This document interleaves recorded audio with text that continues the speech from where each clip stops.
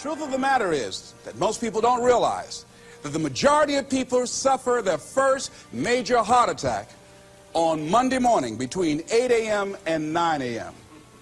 People getting ready to go to jobs that they don't like, jobs that are making them sick. What is it that you could love doing 7 days a week that'll bring a smile to your face? You've got to start saying yes to your life. You've got to start saying yes to your dreams, yes to your unfolding future, yes to your potential. You know, every year I used to say, this is my year. But ladies and gentlemen, one good year won't be enough for me. How many of you can use a good decade? Raise your hands, please. Fantastic. All right, now, here's what I want to do. I want to share with you how you can begin to make this your decade. How many of you know within yourself, if you ask yourself the question, have I done all that I'm capable of doing or being and living up to my potential? How many of you have to really answer, no, I have not done all that I can do? Raise your hands, please. Okay, very good. Now, here's what we know. That people don't do what they know in life, but what they do is they operate within the context of the vision they have of themselves. So what I want to share with you is how to begin to get a larger vision of yourself and how to begin to make this your decade. Because in order to do that, it's going to be very challenging. It's going to require a lot of work on your part, an ongoing process of personal and professional self-mastery. And it's going to require that you begin to see yourself worthy of the requirements in terms of effort, in terms of commitment, in terms of action, in terms of preparation, or whatever it is that you need to do in order to take your life where you want to take it. So one of the first things I ask you to do is I want you to look at your life right now. And think about something that's important to you, something that gives your life a sense of value. Think about something that you'd like to have, or something you'd like to create for you or your family or for society. I want you to hold this thought in mind. Now, one of the first things I want you to do is don't worry about the inner conversation that you're going to have. Don't worry about how you're going to do it. That's going to come. You're going to develop a plan of action. You will find the way. You'll become the kind of person that can attract the people, the resources, and everything you need in order to make that become reality. But I want you to be mindful of your inner conversation. I remember once I was sitting in an audience and Zig Ziglar, who I consider one of the greatest motivational speakers on the planet, he was giving a speech. And I was out in the audience and I saw him going back and forth, and within myself I said, I'd like to do that. I can do that. And I leaned over to the guy next to me. I said, how much do they pay him to do that? And he said, $5,000. I said, I know I can do that. And I admired him. And then on the way home, when I was driving from Tampa, Florida, back to Miami, Florida, my inner conversation kicked in. And it said, Les Brown, you can't do that. You don't have a college education. Les Brown, you can't do that. You don't have the money. You don't have the contacts. You've never worked for a major corporation. What makes you think that you can make more in 1 hour talking than you've made working for a whole month? Now, I want to ask you a question. How many of you have ever thought about something you wanted to do and you talked you out of it? Raise your hand, please. That inner conversation, ladies and gentlemen, is the reason that most people take their greatness, take their ideas to the graveyard with them. You know, the wealthiest place on the planet, a minister said recently, and it was so true, is not the gold mines in the various areas of the world or the diamond mines. The wealthiest place on the planet is the graveyard. Because in the graveyard we will find inventions that we never ever were exposed to.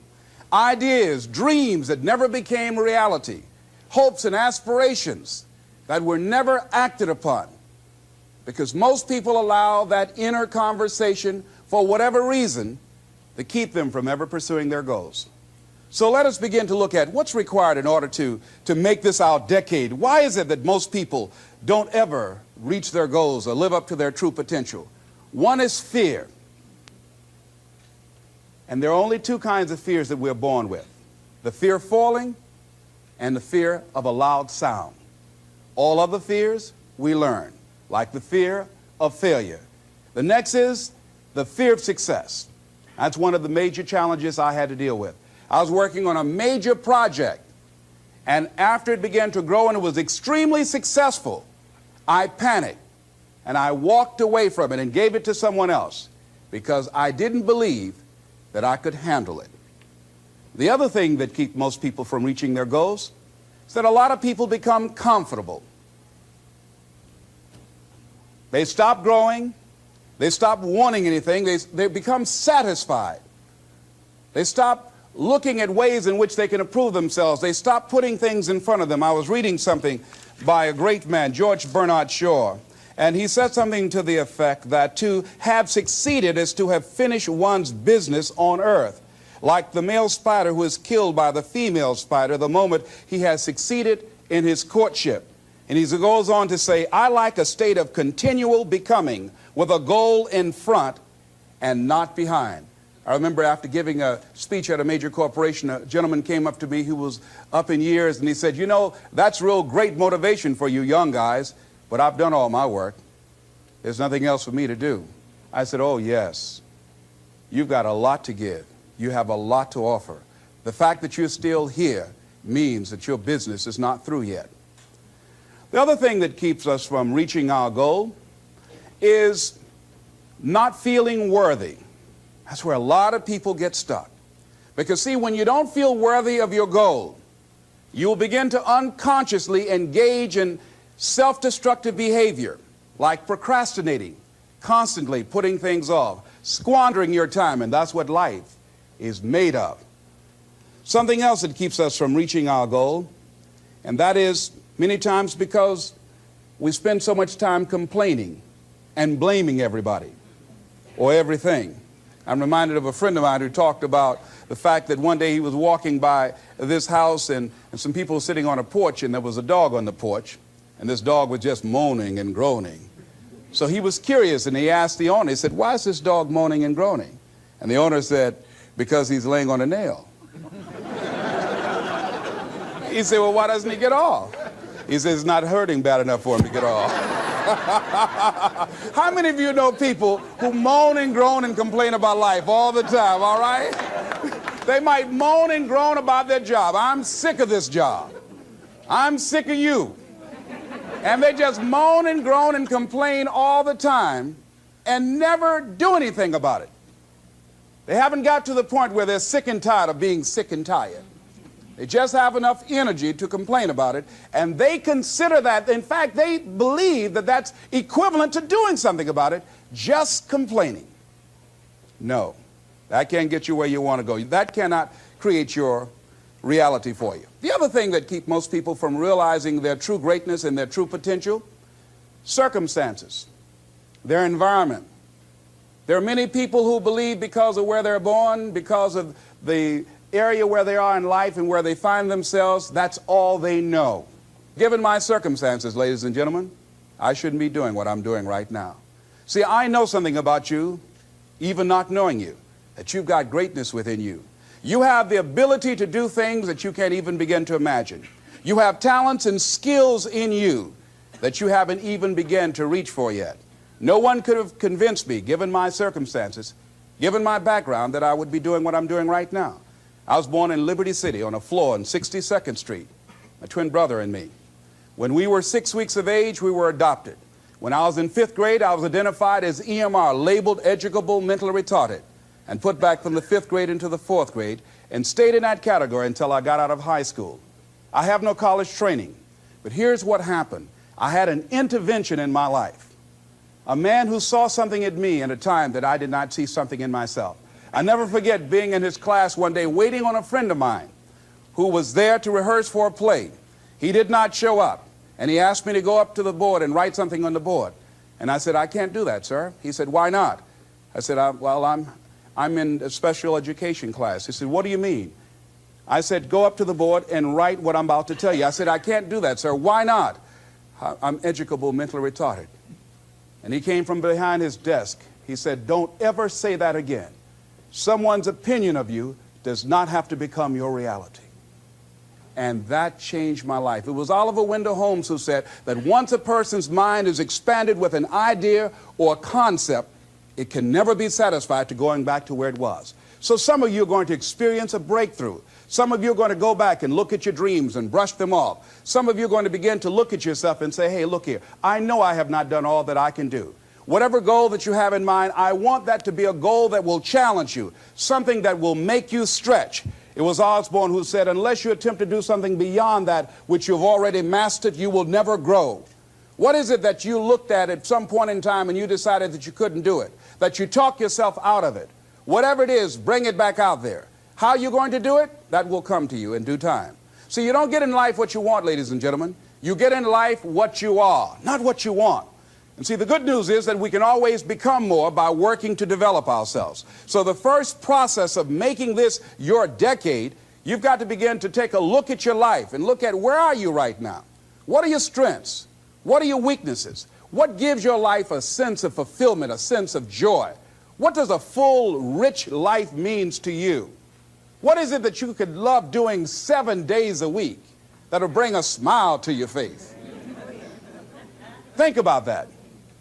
In all the areas of your life, your professional life, your personal life, your family life, your spiritual life, what is it that you'd like to have? Once you begin to determine that, that takes you to the next step.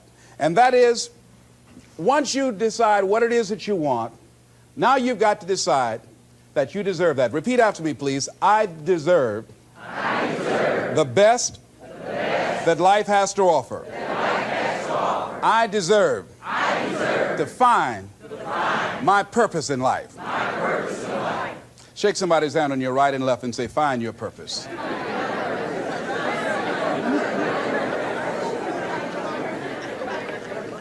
Do you know by actively pursuing your purpose, it could perhaps extend your life? The number one killer in this country of all the diseases we have, heart disease. That's the number one killer. And if you ask most people, when is it that the majority of people have their first major heart attack? Some people will tell you as a result of obesity, or smoking cigarettes, or high cholesterol, or high blood pressure. And all of those are contributing factors.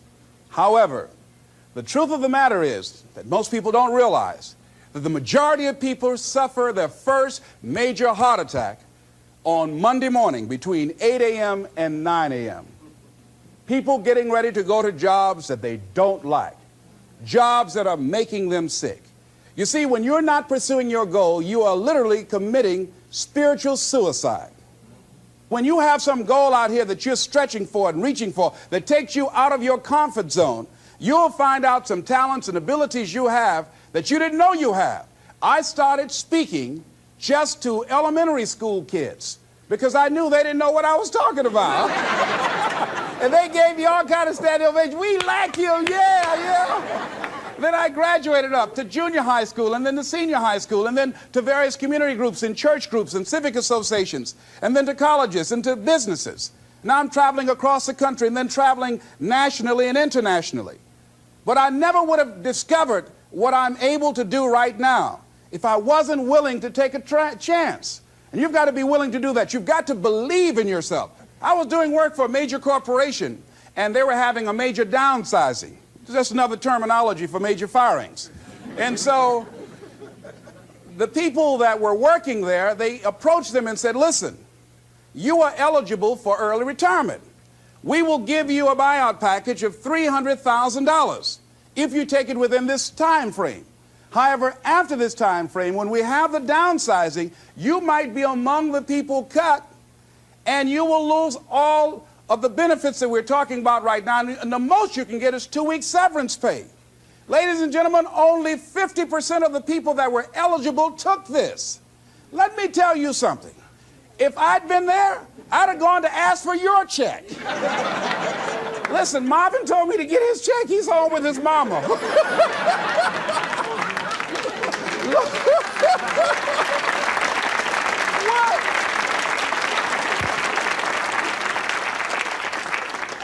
I would have taken that money so quick and had other people checks. They said, Les got your check. See, ladies and gentlemen, life is too short trying to play it safe. It's too short and unpredictable, being miserable. It's too short for that. Here's the thing.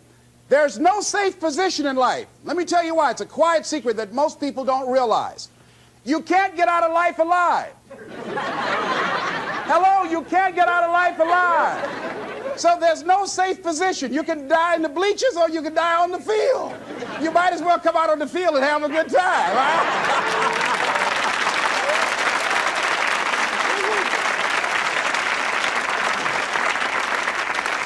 So if you want to make this your decade, you've got to decide to be bold. See, you got to be bold in life.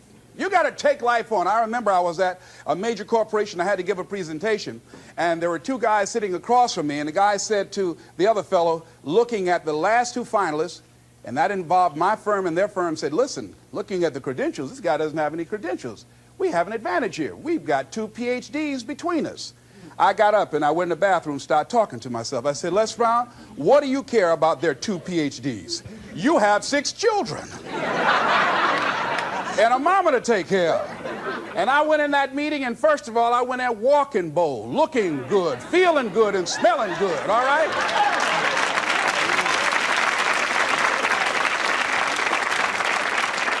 And I sat across that table and we started negotiating, and I operated in a spirit of absolute certainty. I looked at them as if the only reason that they were born was to give me that contract. They survived 1 out of 9 million sperms to carry out this transaction. And I got the contract. Hello.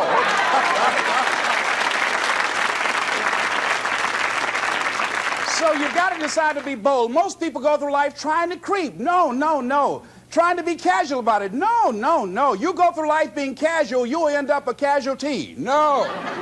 You've got to be bold in life. You've got to take life on. Now, here's something else. You must be positive. See, a lot of people, when things don't happen when they want it to happen, they become negative, and they turn out and start projecting a lot of negative energy. No, no. You've got to make a conscious, deliberate, determined effort to be positive. Because, see, when you know within yourself things are going to work out for you, when you know within yourself that some way, somehow, you're going to make it, and these are just some of the hoops you've got to flip through in order to get there, it's okay. Have a friend who went to get a job, and the people didn't hire him. He was so negative. Well, hey, to hell with you then. Oh, wait a minute. They just don't have a job today. Don't burn your bridges behind you. Don't talk about the guy's mama. Come on. All right? Oh. Now, here's the last thing. If you want to reach your goal and have a competitive edge, you've got to be hungry. A lot of people love me to tell this story. When I got out of school, you know, my first major goal was to buy my mother a home, and my hero in broadcasting was Paul Harvey, and I wanted to become involved in broadcasting, and I loved the disc jockeys that were on the air, and I wanted to become a disc jockey. And Mr. Washington said something to me that I'll never forget, who was my mentor in high school. Repeat this. Whitney Young is his quote. It's better to be prepared, for an opportunity, and not have one, than to have an opportunity and not be prepared. See, so I started working to develop my communication skills and expand my vocabulary. I started visualizing myself being a disc jockey. I saw myself on the air having a talk show and playing records and people listening to me. That was my vision. That was my dream. I held that in mind constantly. And I would practice all the time. Practice makes what? Perfect. Absolutely not. Just dislodge that from your mind. Practice only makes improvement. Perfection doesn't exist. They need to take it out of the dictionary. It doesn't exist. Practice only makes improvement. You can always better your best. You have not done your best work yet. As long as you're here, you have a chance to transcend yourself. So don't believe in perfection. It doesn't exist. It only makes improvement. So I would practice every day, every day, every day. And finally, I went over to this radio station, asked a guy for a job named Mr. Butterwall, and I said, how you doing, sir? I'd like to get a job. I was working on Miami Beach at the Fontainebleau Hotel at the time. The Jackie Gleason and the June Taylor dancers were famous. And my favorite program on television, most people would not remember, John Beresford Tipton. Hi, my name is Michael Anthony. I have a check for $1 million. How many of you remember that program, all right? The Millionaire, that was my favorite program on television, you know. So this is my fantasy, you know, and every time we would drive from Miami Beach, I would fantasize, oh, that's the house. When I get my million, I'm going to buy my mother that home over there. So that's my fantasy. So I went up to Mr. Butterball, and he said, do you have any radio experience? I said, no, sir. You have any background in journalism? I said, no, sir. I said, but I can never get experience if you don't give me the opportunity. I've been practicing a lot, sir. He said, I'm sorry, we don't have any job for you. I said, thank you, sir. He didn't know my reasons for being there. My reason, I wanted to use radio as a means to earn the money to buy my mother a home. I went back to the radio station again. I said, how you doing, Mr. Butterball? My name is Les Brown. I know your name. Didn't I just see you here yesterday? I said, yes, sir. I said, y'all have any jobs here? Didn't I tell you yesterday we didn't have any jobs? Yes, sir, but I thought maybe somebody got fired or resigned. I didn't know, sir. I went the next day. How you doing, Mr. Butterball? He said, yes. And I just didn't take it personal. How you doing? So y'all have any jobs here? Didn't I just tell you yesterday and the day before we didn't have any work? Well, I thought maybe somebody died, sir. I didn't know. I went the next day, showed up like nothing was wrong, like I saw him for the first time. How you doing, Mr. Butterball? Y'all having here? He said, boy, make yourself useful. Go get me some food. I said, yes, sir. See, many times when you want more, you've got to be willing to pay your dues. So I became their errand boy. I would get their lunch and their dinner and all kind of food for them. After a while, I would take the food to them in the control room, and I would not leave until they would ask me to, and I'd watch them working the controls, and I'd memorize their hand movements. And pretty soon, they would trust me with their cars to go pick up entertainers that came into town, entertainers like Sam Cooke, Dinah Ross and the Supremes, the Four Tops and the Temptations. I would drive them all over Miami Beach in the disc jockeys' cars. I didn't have any driver's license, but I was driving like I had some.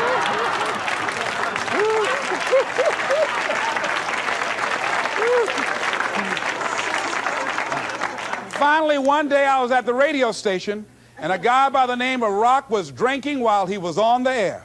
It was a Saturday afternoon. I was the only one there. None of the other jocks were available. And I was looking at him through the control room window, saying, drink, Rock, drink. Drink, Rock. I'd have gone to get him some more if he'd asked me to. Drink, Rock. Pretty soon the phone rang. It was the general manager. I said, hello? He said, Les, this is Mr. Klein. I said, I know. He said, Rock can't finish his program. I said, I know. He said, would you call one of the other DJs to come in? I said, yes, sir. I hung the phone up. I said, now he must think I'm crazy. I called my mom and my girlfriend, Cassandra. I said, y'all come out on the front porch and turn up the radio. I'm about to come on the air.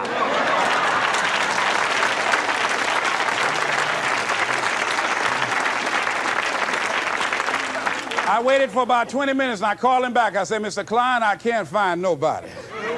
He said, young boy, do you know how to segue the records? I said, yes, sir. He said, go in there and don't say nothing here. I said, yes, sir. I couldn't wait to get behind those controls. I put the headphones on. I said, look out, this is me, LB, Triple P, Les Brown, your platter playing papa. There were none before me, and there will be none after me. Therefore, that makes me the one and only. Young and single and love to mingle, certified, bona fide, indubitably qualified to bring you satisfaction, whole lot of action. Look out, baby, I'm your love man. I was hungry.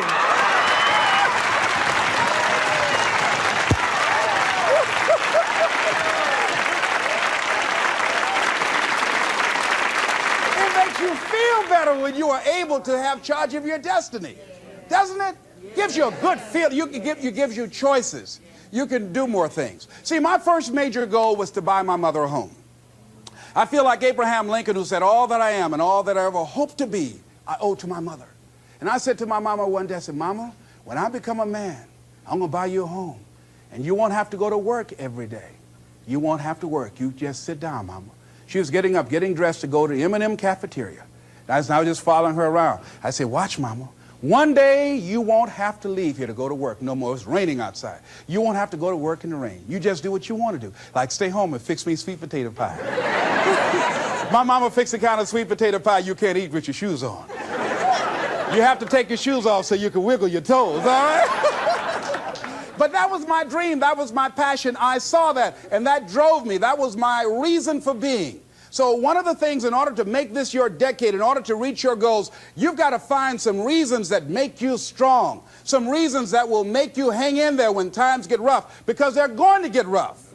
It's going to be very challenging. Whenever you decide that you want to grow, whenever you decide that you want to go to another level, all hell will break loose.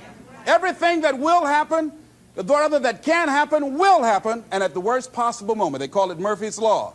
See, whenever you decide that you want to go to another vibration, it's like when you get into an airplane. The first thing they tell you to do is do what? Fasten your seatbelt. Because you're going to experience some turbulence when you're going up. And some of you are already experiencing that turbulence. Don't be frightened by that. See, whenever you decide you want to go to another level, you've got to fasten your psychological, your mental, and your spiritual seatbelt. Because it's going to be a while before you experience a comfortable altitude. You're going to get there. It's there. But you've got to go through this phase here. This is how you grow. This is how you develop. See, life is like a roller coaster. Sometimes you're up, sometimes you're down. Sometimes things go well, and sometimes they don't go well. But in the down moments, that's when you discover who you are. During the down moments, see, in this prosperous time, you put it in your pocket. In the lean times, you put it in your heart. And that's when you discover who you are.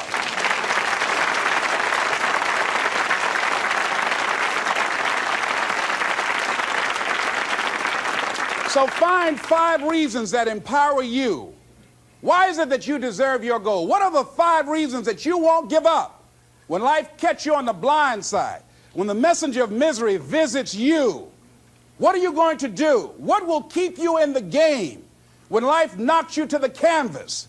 See, the Buster Douglas that fought in the last fight was not the Buster Douglas that fought Mike Tyson. See, the Buster Douglas that got knocked down while fighting Mike Tyson had gotten out of an alcohol recovery center. His mother had died. His wife was ill with a terminal illness. He was considered a nothing, a bum. So when he got knocked down, Buster Douglas had a reason to get back up because he said, I'm dedicating this fight to the memory of my mama. But when he fought the last fight that he had, and he got knocked down, and he had a guaranteed $24 million in his pocket, whether he got up or not, he just said, hurry up and count me out.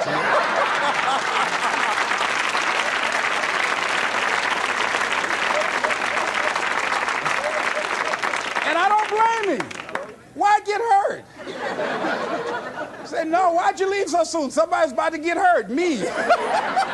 So you've got to have some reasons that when life knocks you down, and it's going to. Hello, it's going to knock you down. When people disappoint you, and that's going to happen. When they betray you, and that's going to happen. When they lie to you, and that's going to happen. When they say, oh, you can count on me, and they won't show up, and that's going to happen. When you want to throw in the towel and give up yourself, and that's going to happen. When life collapses on you and catch you on the blind side, it drop you to your knees and start choking you. You got a dream? No, I ain't got no dream. And that's going to happen. What reason can you remember that you can call on, that you can reach on, that can make you get back up? Find that reason. Because when life had knocked me down, I said, life, I'm doing this because I want to make my mama proud of me. I'm doing this because I want my children to have a better life than what I had. I'm doing this because all my life I've been told I'd be a loser, that I wouldn't make it. All my life I heard people say, Mamie, take them back to the welfare department. I'm doing this to make them alive. I believe, like Frank Sinatra, he said, the best revenge in life is massive success. I'm doing this so I can become massively successful. And with that kind of courage, with that kind of affirmation and reason to empower me, I got a saying that when life knocks you down, try and land on your back, because if you can look up, you can get up. All right?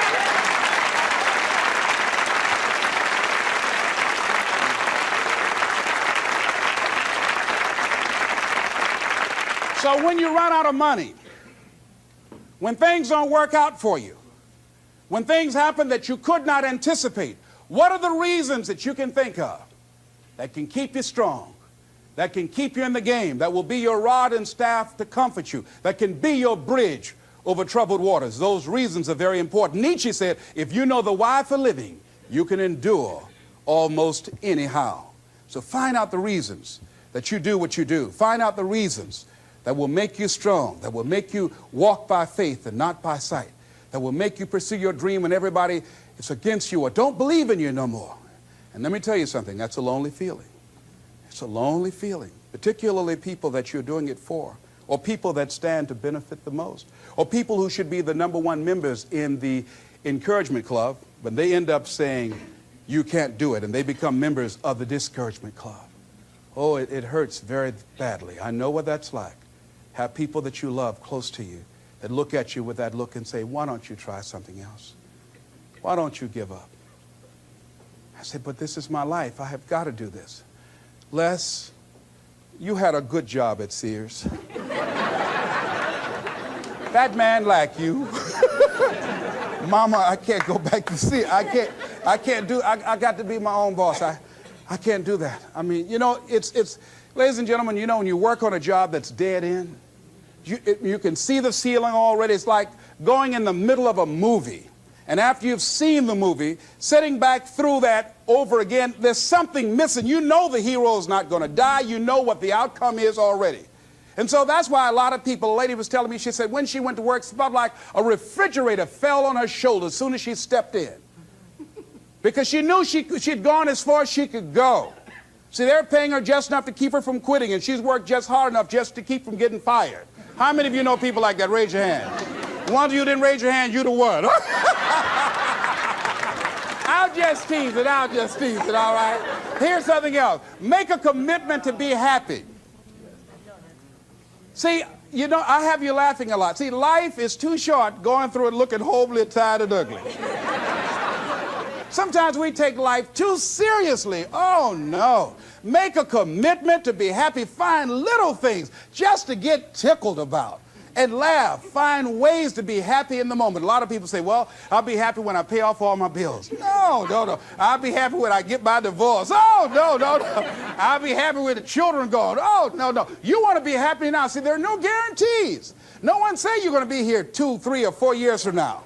So you want to be happy right now in the moment. Repeat after me. I must make a commitment. I must make a commitment to be happy. To be happy. Right now. Right now. Right now. Right now. Is all I got. All I got. Shake somebody's hand on your right and left and say, you deserve to be happy.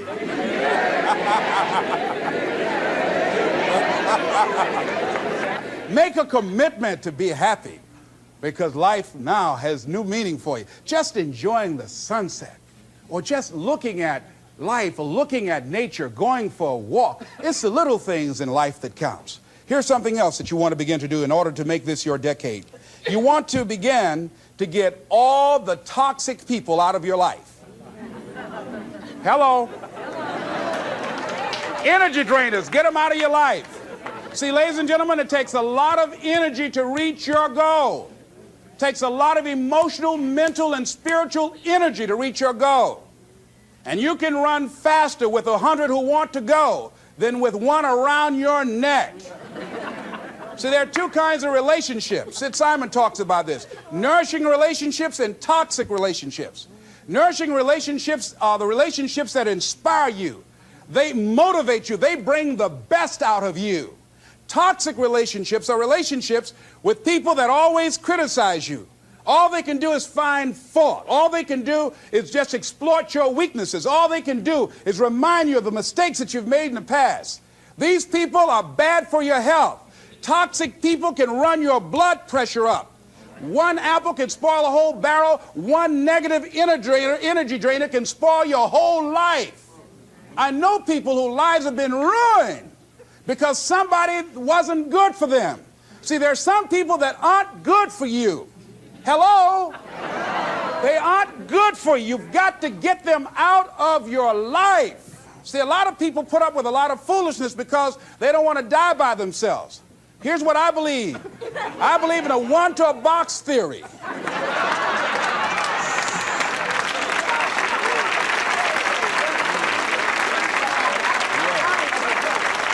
Ask this question of yourself. Make a list of who you communicate with most and ask yourself the question, what kind of person am I becoming because of this relationship? Is it helping me to grow mentally and emotionally and spiritually? Am I becoming a better person because of this relationship? Do they bring out the best in me? Do they inspire me? Do they encourage me to develop my greatness? Do they make me stretch?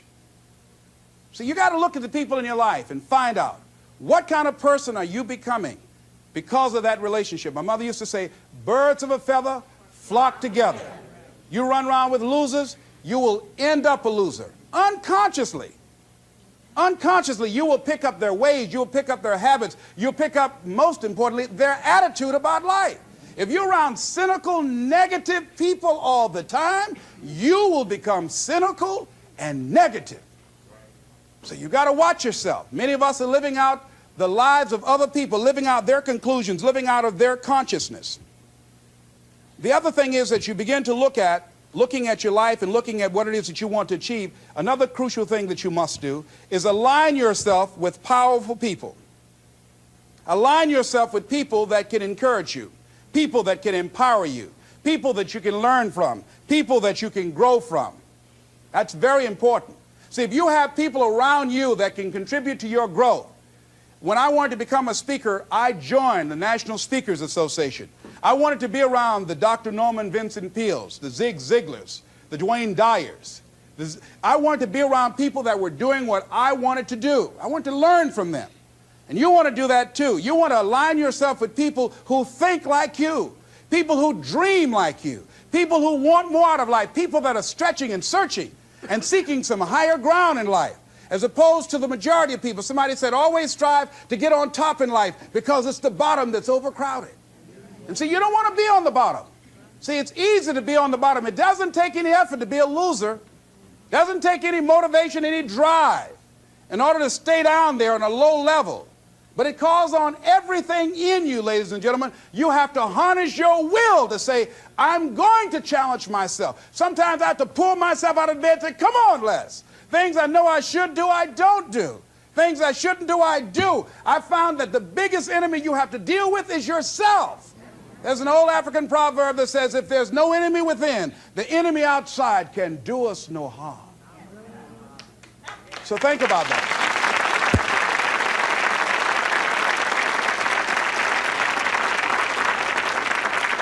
So as you begin to look toward making this your decade, as you begin to look toward making your life different, as you begin to look at yourself, you've got to redefine yourself. Who are you right now? And who must you become in order to create what you want? What has to change about you? What is it that you're doing right now that would be a liability for you? As you begin to look toward the future and take inventory of yourself, what is it about you right now that you've got to leave this behind because this no longer fits? Looking at where you want to go and the kind of person that you must become, the kind of standards that you have for you. What is it that you must do differently? Repeat out to me, please. If you want to keep on getting what you're getting, keep on doing what you're doing. See, that doesn't take an Einstein for that one. Am I right? It makes sense unless you change your pattern, unless you change the way you're thinking, unless you change your behavior, you're going to continue to produce the results in your life. See, all of us are winners, but some of us are producing results that we don't want. And so all you have to do is look at your game plan, look at your strategy. How is it that you have been being? What is it that you've been doing to produce this? See, you're the director, you're the producer, you're writing the script, you're the star of your life. And as you begin to look at your life, you can decide whether or not it's a smash or whether or not it's a flop. That's in your hands. Look at your life, look at where you want to go. Don't worry about your circumstances. Don't worry about your age. I have a friend who's up in age, over 70, and she wanted to build a multi-million-dollar complex. The name is Dr. Johnny Coleman. Lenders and bankers say, you can't do that, you're too old. She ignored them. That building now stands, ladies and gentlemen, a multi-million-dollar structure. But there are a lot of people who would have listened to that. There are a lot of people that would not have even gotten to that point. They would have talked themselves out of even going down to the bank to ask for it, because they've already said no to themselves. See, it's time now. If you want to make this your decade, you've got to start saying yes to your life. You've got to start saying yes to your dreams, yes to your unfolding future, yes to your potential, as opposed to saying no. See, 87% of our self-talk is negative. So you've got to make a conscious, deliberate, determined effort to say yes to your dreams. Why not? Why not me? Don't spend time like most people going through life complaining. Don't try and get on talk shows and tell everybody how life has done you wrong. Here's what's happening in the audience. 80% don't care, and 50% glad it's you.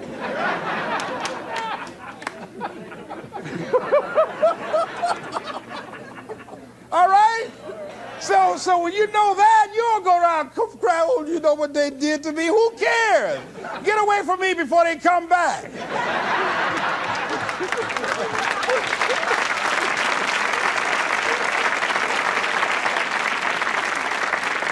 I had a friend of mine that said something that's very important. He said, hey, it doesn't matter what happens to you. The only thing matters, what are you going to do about it? That's all that matters. Okay, life knocked you down. What are you going to do about it? How long are you going to sit there and say, you know what they did to me? How long? Who wants to hear that racket? Use that energy to get up from there and move on and get on with your life. You got to learn to let the past go so you can grow. Many people never act on their dreams because they allow their past experiences to determine what their possibilities are. Whatever you've done in the past, that's not a reflection of your possibilities. That's just a reflection of your consciousness. That's just a reflection of your development and your growth. The future is unfolding for you right now. The future is unlimited for you right now. No one knows where you can go. No one knows what you're capable of or what's possible for you. You don't even know that. I had no idea, ladies and gentlemen. No one could have convinced me that I was able to do this. I never forget, I was speaking in Detroit, and a high school friend of mine saw me afterwards, and he was backstage. He said, "I can't believe it's the same person." And I thought for a moment, and I said, "It's not. The person you know, he's gone. He doesn't live here anymore." We have the power to change our personal history, changing the direction of our lives, changing our thoughts, changing where we want to go, exploring new horizons.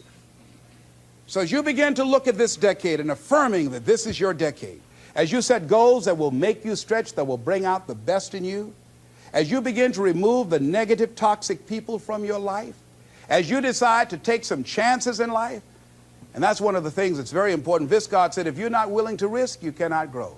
And if you cannot grow, you cannot become your best. And if you cannot become your best, you cannot be happy. And if you can't be happy, then what else is there?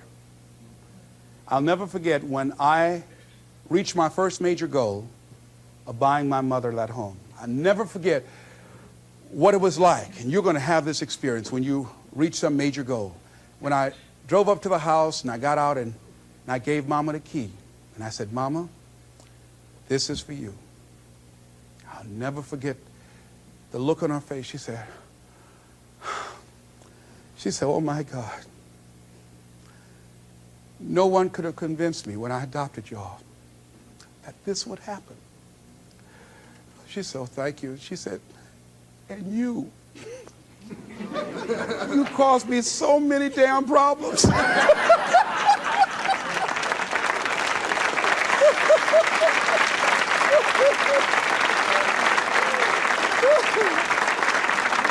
I was just one of those kids that had a lot of energy.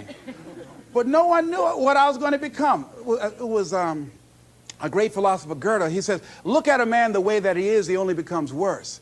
But look at him as if he were what he could be, then he becomes what he should be.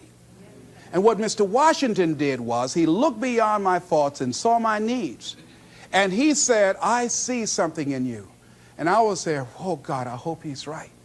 And I want to live up to his expectations. See, no one rises to low expectations. Finally, here's one last thing I'd like to leave with you. If you want to make this your decade, find some cause that you believe in. See, this is my profession, but my greatest joy in life is working with young kids. Every Monday, I fly up to Chicago to work with 600 young kids at Christ Universal Temple Church, working with them to develop a sense of purpose and direction with their lives. We develop a training program. If they're addicted to drugs or alcohol, we help them to get into a permanent recovery program. If they're not, we help them to develop a vision of themselves where drugs and alcohol does not fit. I love it when I go into the Cook County Jail and see the look on these young men's faces, the anger and the self-hatred. And then when we leave there, see the difference in them as we begin to touch a spark in them as Mr. Washington touched in me. And you cannot put a dollar price on that. That's my reason for being. What is it that you would like to give the planet? What is it that you'd like to leave here? See, someone paid a price for us to be here. I believe that we live in the greatest country in the world that gives us an opportunity to make a difference in life. We are blessed to have been dropped off on this part of the planet. A friend of mine was in Manila and saw a bumper sticker that said, "Yankee, go home and take me with you."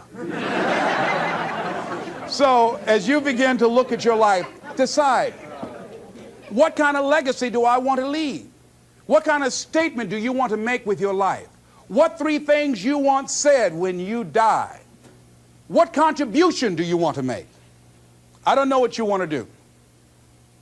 I don't know what you want to achieve with your life. Here's what I know about you, and about you, and about you, and about you. That you have greatness within you.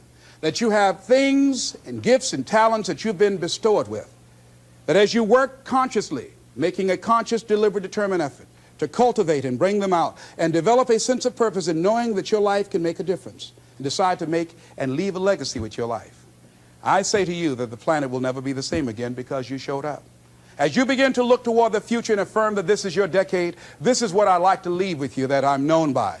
It's become my motto. And it says simply this: what do you want to do? My goal is to be the best son that I can be to my mother. My goal is to be the best father that I can be to my children. And my goal is to create a drug-free America, be the best motivator that I can be. Whatever your goal is, this is what I like to leave with you. It says simply this: that if you want a thing bad enough to go out and fight for it, to work day and night for it, to give up your time, your peace, and your sleep for it, if all that you dream and scheme is about it, and life seems useless and worthless without it, and if you gladly sweat for it and fret for it and plan for it and lose all your terror of the opposition for it, and if you simply go after this thing that you want with all of your capacity, strength and sagacity, faith, hope, and confidence, and stern pertinacity, if neither cold poverty, famish, or gulf, sickness, or pain of body and brain can keep you away from the thing that you want, if dogged and grim you besiege and beset it, with the help of God you'll get it. This is Mrs. Mamie Brown's baby boy, Leslie Calvin Brown, saying it's been a plumb-pleasing pleasure as well as a privilege. Thank you all here.